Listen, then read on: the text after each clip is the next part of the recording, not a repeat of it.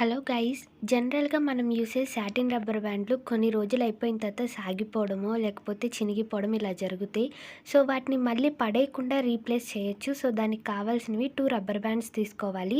And ఇక్కడ సైడున దారం అనేది కుట్టుంటుంది. సో, దాన్ని మొత్తాన్ని ఓపెన్ చేసేసిన తర్వాత లోపల ఇలాంటి రబ్బర్ బ్యాండ్ ఉంటది. సో, దాన్ని కట్ చేసుకొని దాన్ని తీసేసేయాలి.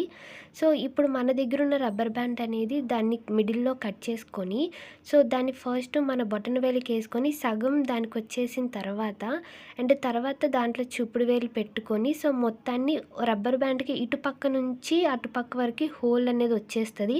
సో, మిడిల్‌లో రబ్బర్ బ్యాండ్ అనేది పెట్టేసుకోవాలి. నేను వీడియోలో చూపిస్తున్నట్టు క్లియర్‌గా చూడండి. అండ్ ఆ తర్వాత ఆ రెండిటిని కలిపి ముడేసుకోవాలి. సో, కొంచెం టైట్‌గా వేసుకోండి.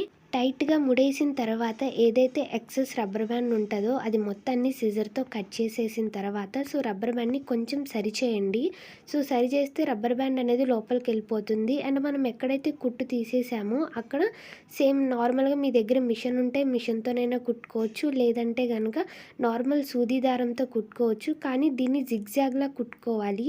అంటే ఓవర్‌లాక్ మనం ఎలా చేస్తామో నార్మల్ డ్రెసెస్‌కి అలా ఓవర్‌లాక్ చేసుకోండి. ఇలా కుట్టుకోవడం వల్ల ఫినిషింగ్ కూడా చాలా మంచిగా వస్తుంది. బట్ ఇక్కడ మీకు కుట్టింది కనిపించకూడదు అనుకుంటే, సో, దాన్ని రబ్బర్ బ్యాండ్ ఏదైతే మిడిల్‌లో ఉంటుందో అటు తీసుకురండి.